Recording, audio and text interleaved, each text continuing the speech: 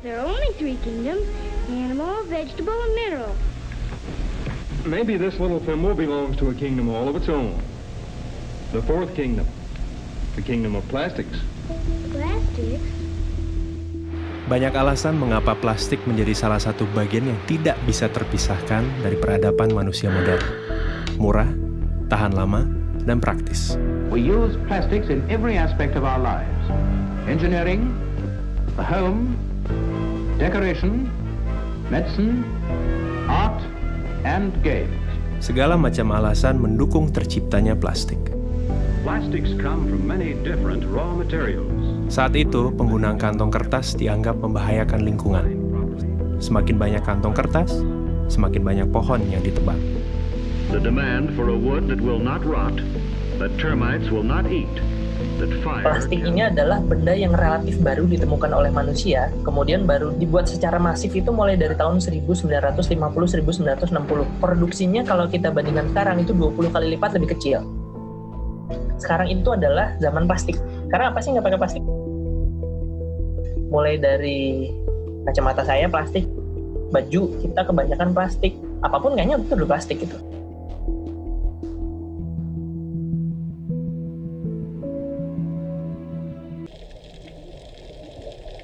Seiring waktu, plastik yang awalnya adalah barang substitusi untuk menyelamatkan lingkungan, berubah menjadi polutan. Tentu hal itu terjadi karena penciptanya, kita, manusia. Plastik mendominasi jenis sampah di masyarakat, mulai dari kantong plastik, gelas plastik, sedotan plastik, styrofoam, bungkus mie instan, pembungkus makanan ringan, produk-produk sachet, minuman sachet, shampoo sachet, sabun sachet. Kita di Indonesia permasalahan paling besarnya mungkin di single use plastik. Alasan dari para industri yang menjual produk-produk dalam sasetan itu adalah karena daya beli masyarakat di Indonesia yang lemah. Karena ketika dijual dalam bentuk langsung 500 gram, mereka nggak sanggup beli. Indonesia ini unik banget, karakter sampahnya ini berbeda satu daerah dengan daerah yang lain. Mayoritas sampah di ibu kota dikirim begitu saja ke TPA gitu, dan setiap 2 hari sampah ibu kota Jakarta itu bisa membangun satu Candi Borobudur banyaknya. Sifatnya yang sangat sulit terurai, pelan-pelan menjadikan plastik sebagai penghuni tetap bumi. 80% sampah itu berasal dari kegiatan yang ada di darat, 20% berasal dari kegiatan yang ada di laut. Bahkan di Palung Mariana, di sana udah ditemukan sampah plastik. Berarti sampah plastik itu ada di tempat yang banyak orang, sampai tidak pernah ada orang masuk ke dalam sana. Plastik yang manusia gunakan untuk membungkus dan memberi umur yang lebih panjang bagi makanan mereka, kemudian menyelinap masuk ke piring mereka. Tanpa sadar, manusia juga menimbun plastik berukuran mikroskopik dalam sistem pencernaannya. Kita baru aware terhadap polusi plastik itu mungkin baru tahun 2000-an lah gitu, di mana laut kita ternyata ada 5 triliun pieces plastik dan kemudian ada lebih dari 250.000 ton plastik gitu di laut, yang kemudian ini akan terakumulasi di biota-biota yang pada akhirnya dikonsumsi oleh manusia. Mikroplastik ini itu udah sampai masuk di plankton gitu.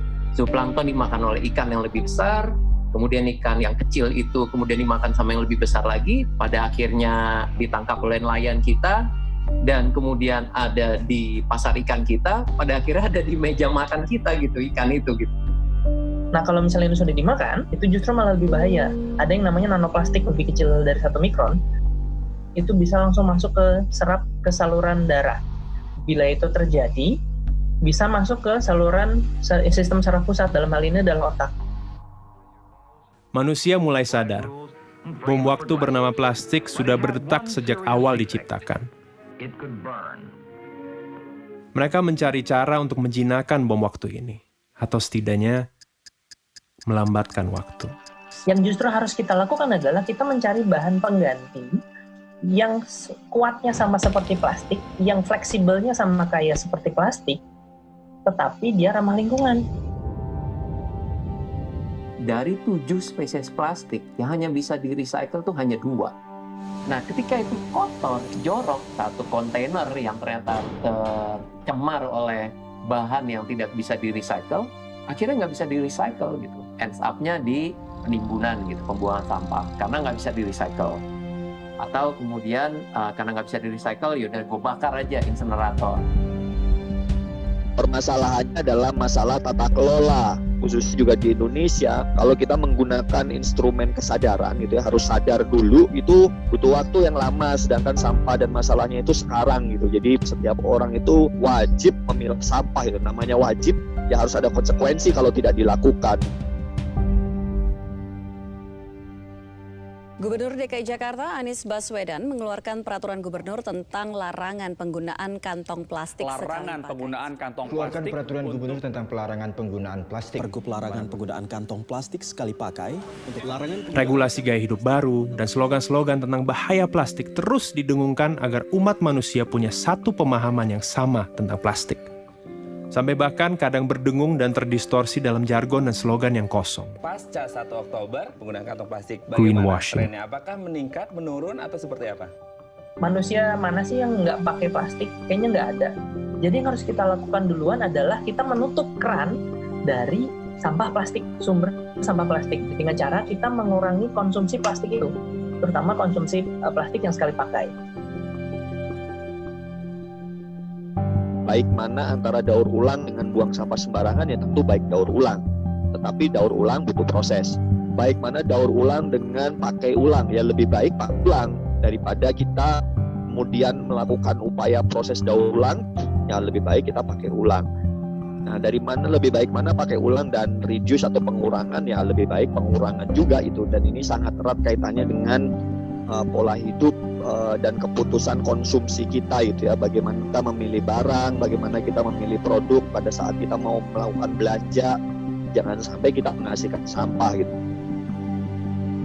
Tahun 2050 kita akan susah-susah kemana-mana, kita ngambil ikan, dibuka isi perutnya isinya plastik, yang ujung-ujungnya itu karena kita. Makanya kita harus berbuat sesuatu supaya sampah plastik ini tidak kembali lagi ke manusia. Yang paling bagus ya, saya akan menjaga lingkungan karena lingkungan ini akan kita wariskan ke anak cucu kita, ke keturunan kita. Pilihannya ada di kita.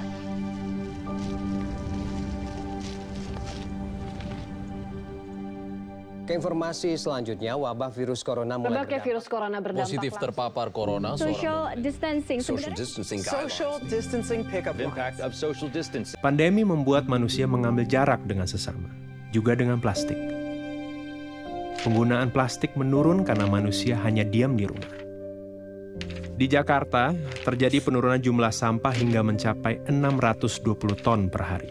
Di Bogor, penurunan jumlah sampah mencapai 100 ton per hari. Now the coronavirus has taken over as the biggest worry for many, as air pollution has dissipated. So yes, we are seeing significant emissions reductions. Kualitas udara di Indonesia, khususnya kota Jakarta, jauh lebih bersih lantaran wabah virus corona, polusi udara di China justru berkurang drastis. The ozone layer of our planet is now healing.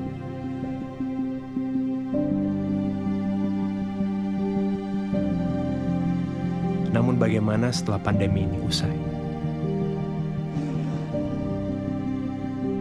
Nah, kalau saya berpikir, nanti kalau saya sudah mati, kemudian nanti ditanya malaikat, kamu dulu ngebuang sampah berapa banyak nih? Ini akibatnya loh, nanti jangan-jangan dikasih lihat, oh ini sampah yang sudah saya buang sembarangan ke sungai, nanti dimakan sama ikan ini. Waduh, kayaknya dosa saya banyak nih.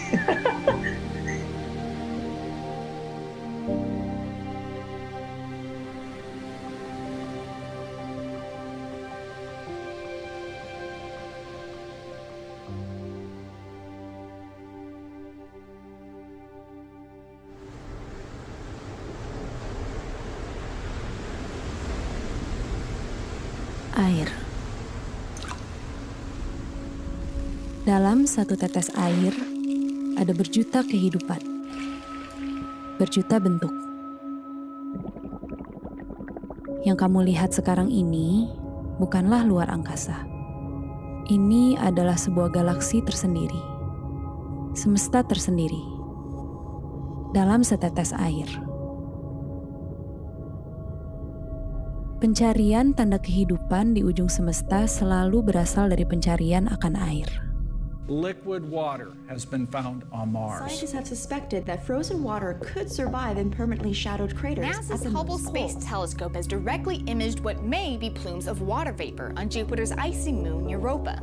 Di tangan eksploitasi manusia, air menjadi sumber hidup, sumber peradaban, sumber energi, transportasi, industri, agrikultur, rekreasi, dan akhirnya gaya hidup.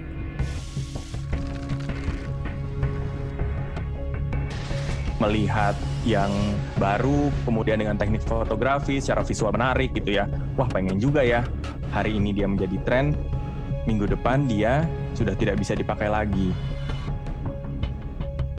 Konsumen tuh di brainwash bahwa busa sama dengan bersih. Busanya banyak, lebih kesat itu lebih bagus. Coba lah misalnya kita make untuk keperluan mandi cuci dalam satu hari sekitar 50 gram misalnya. Sedikit. Ada berapa juta orang